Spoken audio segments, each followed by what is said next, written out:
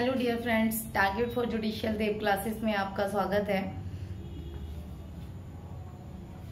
पहले तो आप सभी लोगों का बहुत बहुत धन्यवाद जो मेरी वीडियो देखने के बाद इतने मेरे पास व्यूअर्स के कॉल्स एंड मैसेजिंग आ रहे हैं कि मैम और इसी प्रकार से अदर उत्तराखंड पुलिस एक्ट की वीडियोस हमें प्रोवाइड कराइए। तो मैं प्रयास करूंगी कि सारा पूरा मतलब आपका जितना भी इम्पोर्टेंट एरिया है उसको सारा कवर कराया जाए, जिससे उत्तराखंड का जब तक एपीओ का परीक्षा आए उस समय तक आप उसकी पूरी तैयारी कर सके। तो आज पिछली वीडियो में मैंने आपको बताया था पार्ट 1 में, जिसमें मैंने आपको बताया था कि अधिनियम का उद्देश्य क्या है तथा उसके चैप्टराइजेशन के बारे में। दो चीजें बताई थी, उद्देश्य तथा चैप्टराइजेशन के बारे में बताया था तथा उसका विस्तार, नाम, ये सारी चीजें जो बेसिक थी वो सारी बातें मैंने आपको उस वीडियो में बताई थी। इसके बाद हम आज अपने सेकेंड पार्ट में चलते हैं। पार्ट सेकेंड है हमारा, पार्ट सेकेंड है, इसमें हम देखेंगे चैप्टर, इसमें देखेंगे चैप्टर फर्स्ट। पार्ट सेकेंड में चैप्टर नंबर 1 देखेंगे।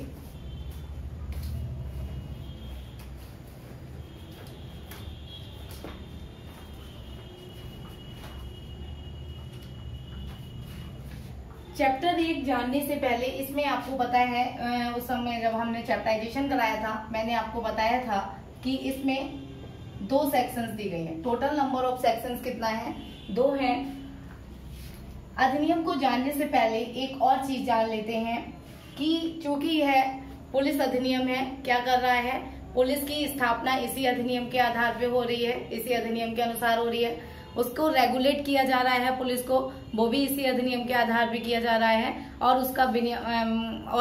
उसका जो प्रबंधन हो रहा है वो भी इसी अधिनियम के अनुसार हो रहा है। तो आपको पता होना चाहिए कि जो पुलिस विभाग है उसकी हायरार्की क्या है। आपके राज्य में जो पुलिस विभाग की हायरार्की होती है तो वो हायरार्की क्या है, तो आज मैं एक्ट को स्टार्ट करने से पहले उस हायरार्की को बता देना चाहती हूँ। तो अगर हम इसको नीचे से बढ़ते हुए क्रम पे चलेंगे तो नीचे में जो सबसे छोटा पदाधिकारी होता है पुलिस का वो होता है कांस्टेबल। कांस्टेबल, उसके ऊपर जो होता है वो कौन होता है? आपका एएसआई। कांस्टेबल से ऊपर होता है एएसआई या एचसीपी। एएसआई या HCP, higher constable promoted, higher constable promoted. नीचे से तीसरे नंबर का जो पदाधिकारी है उसको बोलते हैं, सॉरी, ये कांस्टेबल से ऊपर होते हैं आपके हेड कांस्टेबल। गलती हो गया है, उसके लिए सॉरी।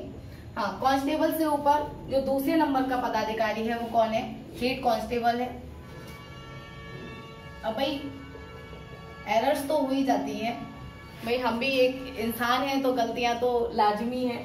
तो कांस्टेबल से ऊपर है आपका हेड कांस्टेबल, हेड कांस्टेबल से ऊपर है एएसआई, एएसआई या फिर oblique HCP, head constable promoted. Constable, constable से सीनियर कौन है? हेड कांस्टेबल, हेड कांस्टेबल से सीनियर कौन है? एएसआई या फिर एचसीपी। आपको पता है जो मेट्रोपॉलिटन सिटीज या जहां तक कि उत्तराखंड में भी कौन होते हैं? एएसआई होते हैं, ना कि एचसीपी। चौथे नंबर की जो हायरार्की है नीचे से वो है आपके सब इंस्पेक्टर।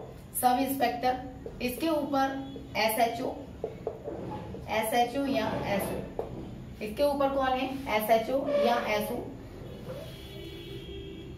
ये कहाँ होते हैं? एसएचओ या एसओ जो है वो होते हैं आपके, ये थाने का भारसाधक होता है, थाने का भारसाधक अधिकारी होता है, थाने का भारसाधक अधिकारी होता है। इसके ऊपर की जो हायरार्की है एसएचओ और एसओ से ऊपर सीओ होता है, जिसको हम सर्कल ऑफिसर बोलते हैं। सर्कल ऑफिसर कहाँ होते हैं? आपके तहसील में होते हैं। सर्कल ऑफिसर कहाँ होते हैं? तहसील में होते हैं। इसके बाद इसके ऊपर की जो हायरार्की है वो है एसएसपी, एसएसपी या एसपी, एसएसपी या एसपी। एसएसपी कहाँ होते हैं? ये होते हैं आपके बड़े जिलों में, बड़े जिले में, और एसपी होते हैं छोटे जिले में। छोटे जिले में कौन सा पोस्ट होता है? एसपी होता है, और बड़े जिले में एसएसपी होता है। ये कौन होता है? ये जिले का मुखिया होता है पुलिस विभाग का, ये पुलिस विभाग का जिले का मुखिया होता है।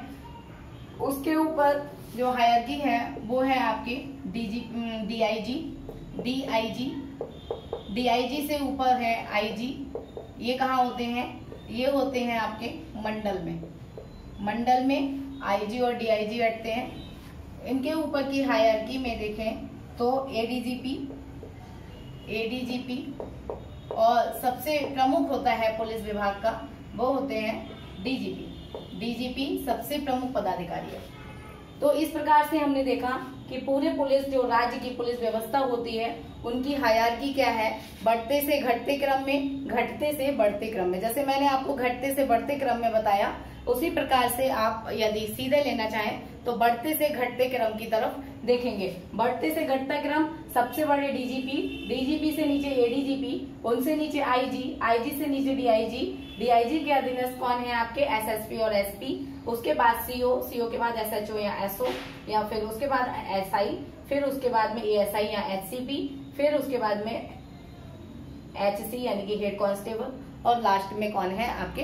कांस्टेबल होते हैं। ठीक है, आप इसको देख लीजिए, फिर अभी और आगे बढ़ाते हैं।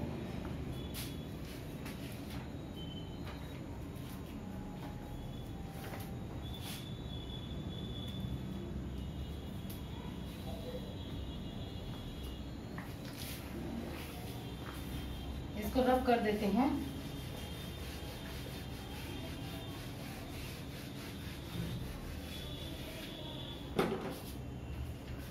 अब ये हमारे पास एक हायरार्की है, जिससे हमने देखा कि हमारे स्टेट में जो पुलिस बल कार्यकर्ता है वो उनके एक दूसरे के अधीनस्थ सब काम कर रहे हैं। तो अधीनस्थता, यदि हम किसी भी व्यक्ति को पूर्ण रूप से पावर दे देते हैं तो क्या होता है कि वो उस पावर का मिसयूज करने लगते हैं। मिसयूज करने से क्या होता है कि वो अपने आप को सर्वे सर्वा जब समझने लगते हैं तो इससे क्या है, जनता को न्याय नहीं मिल पाता और और क्या होता है, उस राज्य में अशांति फैल जाएगी। यदि हम एक ही व्यक्ति में सारी पावर दे देंगे तो वो क्या करेंगे, वो उसका मिसयूज करने लगेंगे, और मिसयूज करने से क्या होगा, एक अशांति व्यवस्था फैलेगी जिसको फिर कंट्रोल करना बहुत ही मुश्किल हो जाएगा। इसलिए एक दूसरे के अधीनस्थ सब कार्य कर रहे हैं। इसके बाद में चूंकि चैप्टर फर्स्ट में प्रारंभिक दिया गया है। प्रारंभिक में 2 सेक्शन हैं, जैसे मैंने आपको बताया, सेक्शन 1 और सेक्शन 2। सेक्शन 1 और section 2।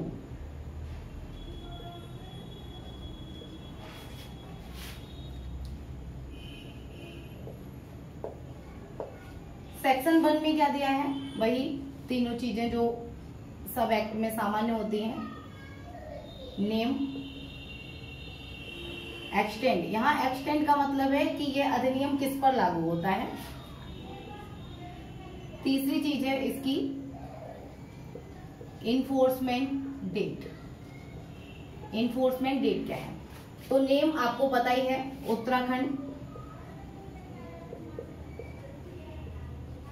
Uttarakhand police act 2007। Extend कहां पर है? राज्य के पुलिस बल या राज्य के बाहर तैनात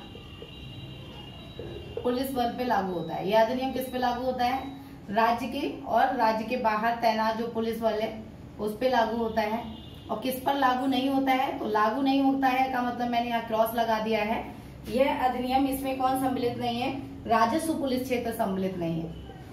इसमें राजस्व पुलिस क्षेत्र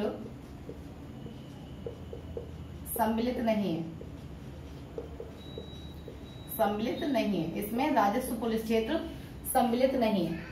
इसके बाद इन्फोर्समेंट डेट की बात की जाए तो इन्फोर्समेंट डेट में अगर सेक्शन 1 में आप देखेंगे तो उसमें कहा गया है कि वह दिनांक जिस दिन इसे राजपत्र में अधिसूचना द्वारा पारित किया जाए वो दिनांक क्या माना जाएगा? वही दिनांक माना जाएगा कि ये अधिसूचित दिनांक है, यानी कि इस डेट से ये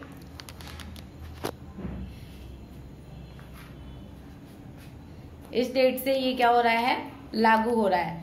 तो लागू के लिए आपको पता है कि मैंने आपको पहली वीडियो में ही बताया था, इसकी जो लागू डेट है वो क्या है, ये आपके लिए क्वेरी है, ये आपके लिए क्वेश्चन है। इसका आंसर आप लोग मुझे कमेंट बॉक्स में लिख के बताएं कि यह अधिनियम कब लागू हुआ और इसको राज्यपाल की जो एसेंट्स मिली हुई है वो कब मिली है। ठीक है, राज्यपाल की एसेंट कब मिली है और यह अधिनियम कब लागू हुआ, ये आप लोग मुझे कमेंट बॉक्स में बताएंगे। इसके बाद हम बात कर लेते हैं सेक्शंस की। सेक्शन 2 की बात कर लेते हैं। इसके बाद में जो बात करेंगे सेक्शन 2 की,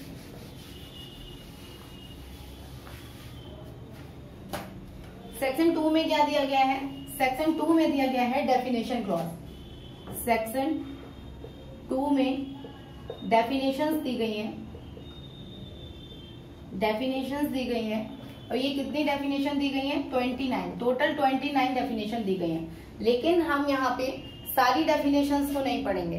क्या नहीं करेंगे, हम यहाँ पर सारी डेफिनेशंस को नहीं पढ़ेंगे, सिर्फ सेलेक्टेड डेफिनेशंस को पढ़ेंगे जिसके बारे में बार बार पूछा जाता है। सिर्फ हम उन्हीं डेफिनेशंस को पढ़ेंगे जिसके बारे में बार बार पूछा जाता है। तो उसमें जो हमारी डिसाइडेड डेफिनेशंस हैं वो है section 2B, section 2B, section 2G, section 2H, section 2B, section 2G, section 2H और उसके बाद सेक्शन 2L, L के बाद सेक्शन 2P, 2P के बाद 2Q, 2Q के बाद 2Y।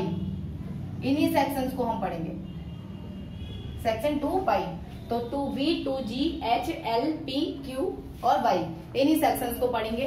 और इसमें एक सेक्शन ऐसी है जो कि 2018 में नई सेक्शन जोड़ी गई है, यानी कि इंसर्टेड सेक्शन है। सेक्शन 2Q क्या है, इंसर्टेड सेक्शन है। कब जोड़ी गई, 2018 में, 2018 में इंसर्टेड है। मैंने पिछली पार्ट फर्स्ट जो वीडियो बनाई है उसमें कौन सी इंसर्टेड 2 सेक्शंस बताई थी, उनके बारे में भी आप मुझे कमेंट बॉक्स में आंसर देंगे, जिसमें ये सेक्शन छूट गई थी। लेकिन 2 मैंने वहां पे और बताई थी जो पूरी तरीके से नई जोड़ी गई हैं। उन नई जोड़ी गई सेक्शंस में कौन सी सेक्शंस है जो मैंने पिछले वीडियो में बताई, तो उसके बारे में आप मुझे आंसर देंगे। ठीक है, इसके बाद में हम बात कर लेते हैं सेक्शन 2B की।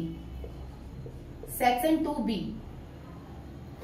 अब यदि सेक्शन 2A आ जाती है, B आ जाती है, तो उसके लिए हम ये देख लेते हैं सेक्शन 2A में क्या दिया गया है। सेक्शन 2A में एक्ट दिया गया है, एक्ट के बारे में बताया गया है कि एक्ट क्या है। ठीक है, तो A फॉर एक्ट इस तरीके से याद कर लेना, आगे इसमें ज्यादा पढ़ने की जरूरत नहीं है। 2B में क्या बताया है, 2B में कैटल बताया है। 2C में क्या बताया है, 2C में बताए गए हैं सचिव के बारे में बताया गया। तो C, साफ और C और सा में सचिव। ठीक है, इस तरीके से आप याद करने के लिए एक ट्रिक बना लीजिएगा, उसी ट्रिक के आधार पे आपको सेक्शन सारी रट जाएंगी, बहुत अच्छे से तैयार हो जाएंगी। तो 2C में कौन बताया गया है, मुख्य सचिव बताया गया है। मुख्य सचिव किसके में बताया गया है, सेक्शन 2C में बताया गया है। इसको ज्यादा अंदर पढ़ने की जरूरत नहीं है, सिर्फ ऐसे हल्के हल्के ऊपर से देखते चलिए। जो अंदर पढ़ी जाएंगी उसमें जो सेक्शन है वो है हमारी सेक्शन 2B। 2B पे आपका मेन फोकस होना चाहिए, ये इंपॉर्टेंट सेक्शन है और पूछी भी जाती है। कैटल, यानी कि कैटल का मतलब है यहाँ पशु से है, कैटल का मतलब किससे, पशु से है। इसको हमने याद करने के दृष्टिकोण से 3 भागों में बांट लिया। पहला बांटा है कि ऐसे पशु जो दुधारू पशु हैं, दुधारू पशु। दूसरा मैंने बांटा कि जो बोझड़ होते हैं वो पशु के बारे में, और फिर तीसरा लास्ट में सुअर। तो ये हमारा एक याद करने का एक क्रम है जिसमें आपको इजी तरीके से चीजें याद हो जाएंगी। तो दुधारू पशु में कितने जानवर दिए गए हैं, 4 जानवरों के बारे में बताया गया है। एक तो कैटल्स में कौन आते हैं, गाय, गाय के बाद भैंस, भैंस, गाय भैंस बकरी, गाय भैंस बकरी और भेड़। बोझड़ होने वाले में 5 हैं। 5 में क्या है आपके, हाथी, घोड़ा, हाथी, घोड़ा, गधा, खच्चर और ऊंट। हाथी, घोड़ा, गधा, खच्चर और ऊंट। तो इस प्रकार से टोटल जो कैटल्स में जो टोटल जानवर बताए गए हैं, पशु बताए गए हैं, वो कितने हैं, यहाँ 10 पशु हैं, 10 पशु हैं। ठीक है, 10 पशुओं को सेक्शन 2B में बताया गया है। इसके बाद जो हमारी अगली सेक्शन होगी सेक्शन 2D में, डिस्ट्रिक्ट बताया गया है, तो डी फॉर डिस्ट्रिक्ट, आपको याद करने में कोई ज्यादा वो नहीं लगेगा। डी में क्या बताया गया है, डिस्ट्रिक्ट बताया गया है, डी में डिस्ट्रिक्ट बताया गया है। इसी प्रकार से ई में डिस्ट्रिक्ट मजिस्ट्रेट बताया गया है, यानी कि डी के तुरंत बाद ई आ जाता है, तो ई में कौन बताया गया है, डीएम बताया गया है, यानी कि डिस्ट्रिक्ट मजिस्ट्रेट के बारे में बताया गया है, डीएम बताया गया है, डिस्ट्रिक्ट मजिस्ट्रेट के बारे में बताया गया है। ठीक है, इसके बाद में नेक्स्ट सेक्शन जो हमारी इंपॉर्टेंट सेक्शन है वो है हमारी 2G, section 2G। Section 2G में क्या बताया है, घरेलू सेवक के बारे में बताया गया है। सेक्शन 2G में घरेलू सेवक। अब घरेलू सेवक कौन होता है, ऐसा व्यक्ति जो घर में कार्य करता है और घर में कार्य करने के बदले उसे क्या मिल रहा है, एक तो पारिश्रमिक या फिर कोई वो अन्य सेवा प्राप्त कर रहा है, पारिश्रमिक पाता है या फिर कोई अन्य सेवा प्राप्त करता है, ऐसा व्यक्ति कौन कहलाएगा, घरेलू सेवक कहलाएगा। ऐसा व्यक्ति कौन कहला रहा है, घरेलू सेवक। इसके बाद में हमारी नेक्स्ट सेक्शन है वो है सेक्शन 2H। सेक्शन 2H राज्य के विरुद्ध द्रोह की बात करती है। राज्य के विरुद्ध, इसको हटा देते हैं, रफ कर देते हैं इधर, तो थोड़ा इधर स्पेस हो जाएगा।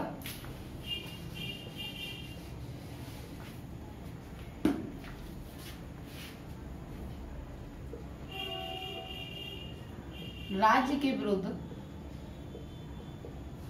द्रोह, राज्य के विरुद्ध द्रोह की बात कर रही है कौन, सेक्शन 2H।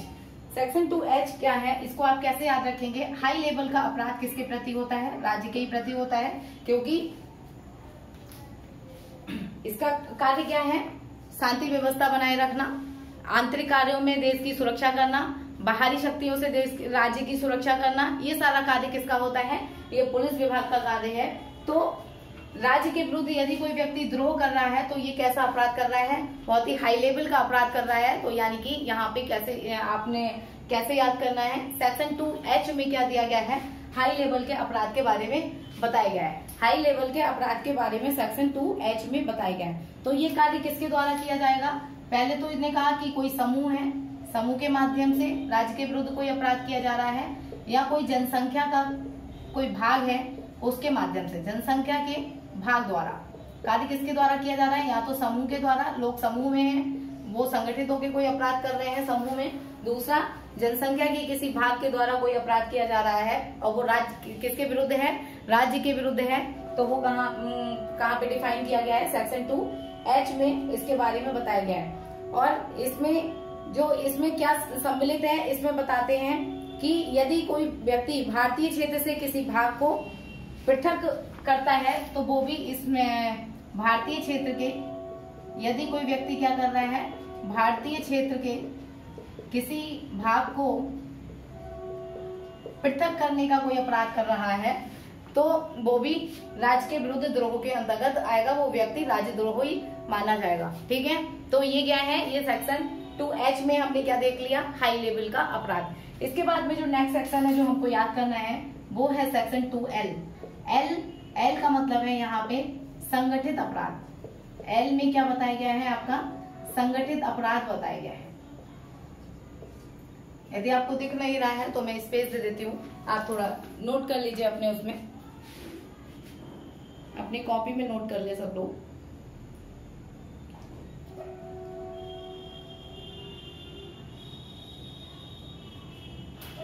अब ये संगठित अपराध L में क्या बताया, L में बताया गया है संगठित अपराध, यानी कि लोफर। आप इसको कैसे याद करेंगे, कुछ लोफर लफाड़ी लोग हैं वो क्या कर रहे हैं, समूह में इकट्ठे हो रहे हैं, समूह में इकट्ठे होके या वो अपने समूह में इकट्ठे हो रहे हैं या तो और समूह में इकट्ठे होके क्या कर रहे हैं, उनका जो उद्देश्य है वो क्या है, सामान्य आशय को अग्रसर करने के लिए उनका जो उद्देश्य है वो क्या है, अवैध लाभ प्राप्त करते हैं, सामान्य आशय को अग्रसर करके कोई अवैध लाभ प्राप्त करना चाहते हैं। क्या करना चाहते हैं, कौन कर रहा है, पहले तो आप देख लीजिए समूह में, यानी कि जो व्यक्ति हैं वो कहाँ पे कैसे हैं, समूह में है। समूह में क्या है, 2 या 2 से अधिक व्यक्ति। अगर संगठित अपराध किया गया है तो उसमें 2 या 2 से अधिक व्यक्ति ही होंगे। ठीक है, उसके बाद में इनका जो उद्देश्य क्या है, अवैध लाभ, इनका उद्देश्य है अवैध लाभ प्राप्त करना। इनका उद्देश्य क्या है, अवैध लाभ प्राप्त करना।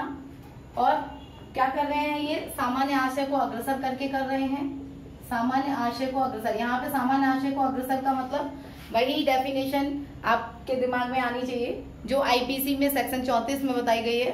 सामान्य आशय को अग्रसर करने में किया गया कार्य, इसके लिए क्या होगा, प्रत्येक व्यक्ति क्या होगा, लायबल होगा मानो कि उसने वह कार्य अकेले किया है। इस प्रकार से लायबल होगा जैसे कि मानो उसने वह कार्य अकेले ही किया है।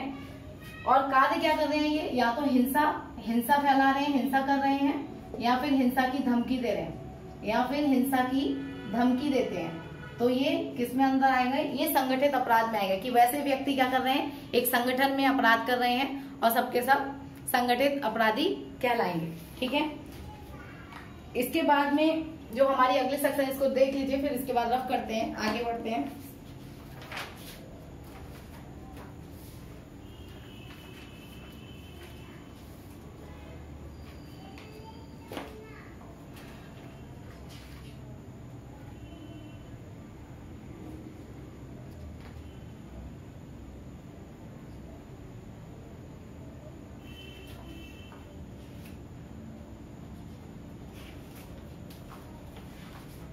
यहाँ ये बाई नहीं, हमको यहाँ पढ़ना है जेड।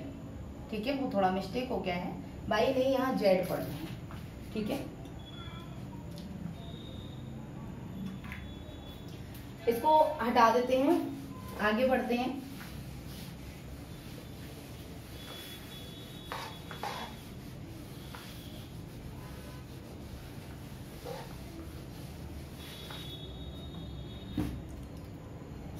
अगली हमारी सेक्शन है सेक्शन 2P। सेक्शन 2P में क्या बताया है, पुलिस ऑफिसर के बारे में बताया है। पुलिस ऑफिसर, अब पुलिस ऑफिसर किसको कहेंगे पुलिस ऑफिसर, तो इसमें इन्होंने 4 चीजें बताई हैं, 4 लोगों को। एक तो वह व्यक्ति जो भारतीय पुलिस सेवा का व्यक्ति है। भारतीय पुलिस सेवा को किस नाम से जाना जाएगा, किस नाम से इनको डिनोट किया जाएगा, पुलिस ऑफिसर। Police officer. दूसरा, उत्तराखंड पुलिस सेवा में व्यक्ति है, उत्तराखंड पुलिस सेवा में कोई व्यक्ति है, उत्तराखंड पुलिस सेवा में कोई व्यक्ति कार्य कर रहा है, उसे पुलिस ऑफिसर कहेंगे। दूसरा, उत्तराखंड अधीनस्थ पुलिस सेवा का अधिकारी है, उत्तराखंड अधीनस्थ पुलिस सेवा का अधिकारी, अधीनस्थ पुलिस सेवा का अधिकारी, उत्तराखंड अधीनस्थ पुलिस सेवा का अधिकारी। इसके बाद में लास्ट है, इस अधिनियम के अधीन किसी अन्य पुलिस सेवा का गठन किया गया है तो वो भी पुलिस ऑफिसर कहा जाएगा। इसके अलावा इस अधिनियम के अधीन किसी अन्य पुलिस सेवा का गठन किया गया है तो वो भी क्या माना जाएगा, पुलिस ऑफिसर कहलाएगा। ठीक है, अधिनियम के अधीन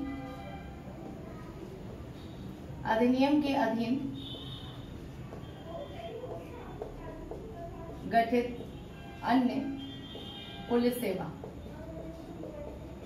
ठीक है, इनको सबको क्या कहेंगे, पुलिस ऑफिसर कहेंगे। तो 2P क्या बताती है, सेक्शन 2P पुलिस ऑफिसर, यानी कि P फॉर पुलिस। ठीक है, तो आपको ऐसे याद रखना है, सेक्शन 2P में क्या दिया गया है, पुलिस ऑफिसर बताया गया। इसके बाद में नेक्स्ट बढ़ते हैं आगे। P के बाद जो हमें अगली सेक्शन पढ़नी है वो पढ़नी है 2Q। 2Q जैसा कि मैंने आपको बताया ये 2018 में इंसर्टेड है। Section 2Q, section 2Q police कार्मिक की बात करें तो का से कार्मिक इस टाइप से कर सकते हो, क्यू में कार्मिक, क्यू में क्वार्मिक, इस टाइप से आप इसको याद कर सकते हैं। पुलिस कार्मिक की बात की गई है। सेक्शन 2Q में किसकी बात की गई है, पुलिस कार्मिक की बात की गई है। पुलिस कार्मिक में क्या बताया गया है, ऐसा पुलिस अधिकारी एवं समस्त अन्य व्यक्ति जिसके लिए पुलिस महानिदेशक या कोई अधीनस्थ अधिकारी नियुक्त किया गया है। मतलब ये क्या कह रहे हैं, पुलिस कार्मिक क्या है, पुलिस कार्मिक का मतलब ये है कि जो पुलिस सेवा के जो अधिकारी हैं, पुलिस सेवा के जो अधिकारी हैं या अन्य समस्त में वही मतलब जो कि हमने पुलिस अधिकारी में पढ़ा कि अगर अन्य किसी व्यक्ति को पुलिस सेवा में गठित किया गया है या उनका की स्थापना की गई है, उनके बारे में की गई है, जिसके लिए किसकी व्यवस्था की गई है, एक तो व्यवस्था की गई है पुलिस महानिदेशक यानी कि आपके डीएसपी की व्यवस्था की गई है, या फिर डीएसपी के अधीन कोई पदाधिकारी नियुक्त किया गया है, डीएसपी के अधीन कोई पदाधिकारी नियुक्त किया गया है तो इसको क्या कहेंगे, पुलिस कार्मिक कहेंगे। ठीक है, पुलिस कार्मिक इनके यानी कि या कोई अधीनस्थ अधिकारी नियुक्त किया गया है, या तो डीएसपी नियुक्त किया गया है या कोई उसका अधीनस्थ नियुक्त किया गया है, या कोई अधीनस्थ सबऑर्डिनेट कोई नियुक्त किया गया है, अधीनस्थ अधिकारी जिसे पुलिस कार्मिक में रखा गया है तो वो क्या कहेंगे, उसको पुलिस कार्मिक के नाम से जानेंगे। ठीक है, इसके बाद में जो नेक्स्ट सेक्शन है, लास्ट है, जिसको हम पढ़ेंगे, जो कि आपके एग्जाम के पॉइंट ऑफ व्यू से इम्पोर्टेंट सेक्शन है, ये है पुलिस अधीक्षक। पुलिस अधीक्षक, पुलिस अधीक्षक का मतलब superintendent of police, superintendent of police, इनको कहाँ बताया गया है, सेक्शन 2Z में। सेक्शन 2Z में यानी कि लास्ट में कौन आ गया आपका, सुपरिटेंडेंट ऑफ पुलिस, यानी कि पुलिस अधीक्षक, जिसको हम शॉर्ट में क्या कहेंगे, एसपी। और एसपी कौन होता है, आपको पता ही है, जिले का मुखिया होता है एसपी, और जिले का पुलिस प्रशासन पूरा इन्हीं के अधीनस्थ वर्क करता है। तो इसमें क्या है, पुलिस जिला का प्रभारी होता है पुलिस अधिकारी एवं उसके समतुल्य पद का पुलिस अधिकारी। एसपी समतुल्य पद का क्या होगा, या एसएसपी होगा। तो यही बात इसमें बताई गई है पुलिस अधीक्षक में, कि जिले का जो प्रभारी है वो कौन होगा, पुलिस अधिकारी, उसी को हम एसपी या एसएसपी कहेंगे। ठीक है, उसके समतुल्य यानी कि एसएसपी। मैंने आपको बताया कि जो बड़े जिले हैं उनमें कौन होता है आपका, एसपी होता है, सॉरी एसएसपी होते हैं, और छोटे जिले में एसपी होता है। ठीक है, तो ये बात आज की हमारी डेफिनेशंस है, ये कंप्लीट हो गई। और लास्ट में इसमें जो टिप्पणी दी गई है इसी के बाद में, वो ये कहती है कि जहां कहीं पर भी उत्तराखंड पुलिस अधिनियम में किसी भी शब्द को परिभाषित नहीं किया गया है तो उसका वही अर्थ निकाला जाएगा। क्या अर्थ निकाला जाएगा, जो सीआरपीसी और आईपीसी में दिया गया है। यदि किसी भी शब्द को उत्तराखंड पुलिस अधिनियम में परिभाषित नहीं किया गया है तो उसका वही अर्थ निकाला जाएगा जो सीआरपीसी और आईपीसी में दिया है। तो ये हुआ आज का हमारा चैप्टर नंबर 1। नेक्स्ट वीडियो जो हमारी आएगी वो चैप्टर 2। चूंकि चैप्टर 2 बड़ा पार्ट है तो उसके लिए मैं आपको 2 वीडियोस प्रोवाइड कराऊंगी, क्योंकि एक वीडियो बहुत लंबी हो जाएगी और देखने में भी आपको थोड़ा इंटरेस्ट नहीं आएगा। मुझे लगता है लोग स्किप कर करके आगे बढ़ते जाते हैं, लेकिन इस टाइप से नहीं करना। आप मेरी पूरी वीडियो को देखिए, आपको बहुत इंपॉर्टेंट चीजें मिलती रहेंगी, जिससे आपको कभी, मुझे नहीं लगता कि आपको डायरेक्ट उठा के पढ़ने की आवश्यकता है, लेकिन फिर भी आप जिस समय मेरे वीडियो देख रहे हो उस समय आपके पास में डायरेक्ट होना चाहिए। जो भी आपने डेफिनेशन, यदि मैं इस वीडियो की बात करूं तो जो भी डेफिनेशन आप देख रहे हैं उस डेफिनेशन को एक बार रीड जरूर करें अपने डायरेक्ट से, रीड जरूर करें अपने डायरेक्ट से। यदि किसी को कोई भी चीज मेरी वीडियो में समझ में नहीं आती है तो आप मुझे प्लीज कमेंट बॉक्स में लिख के मुझे बता दें कि मैम इसका मतलब नहीं समझ में आया। ठीक है, तो मैं कोशिश करूंगी कि मैं आपकी उन सारी समस्याओं का निवारण करूं। और इसी तरीके से आप लोग पढ़ते रहिए उत्तराखंड पुलिस एक्ट, और इसको मैंने आपसे प्रॉमिस किया है कि मैं पूरा एक्ट आपको प्रोवाइड कराऊंगी अपने वीडियो के माध्यम से, और वो भी इस टाइप से कि जो इम्पोर्टेंट एरिया है, इम्पोर्टेंट एरिया कभी हमसे छूटे ना, इसलिए आपको इसी वीडियो के माध्यम से आप उत्तराखंड का प्री और मेंस दोनों को कर पाएंगे। ठीक है, थैंक यू सभी के लिए बहुत बहुत धन्यवाद। अग्रिम बधाइयाँ, आप सभी लोग अच्छे से एपीओ बने और अपनी तैयारी में जुटे रहें। Thank you. और हाँ, अपनी वीडियो समाप्त करने से पहले मैं आपको कहूंगी अधिक से अधिक इस वीडियो को फैलाइए, और जिससे कि जो स्टूडेंट्स जो गांव में या कहीं और जिनको कोई कोचिंग मुहैया नहीं हो पा रही है वो मेरी वीडियो का फायदा उठाएं, और फायदा उठाकर अपने परीक्षा दें और अपना जल्दी से जल्दी सिलेक्शन पाएं। आप सभी के लिए बहुत बहुत धन्यवाद।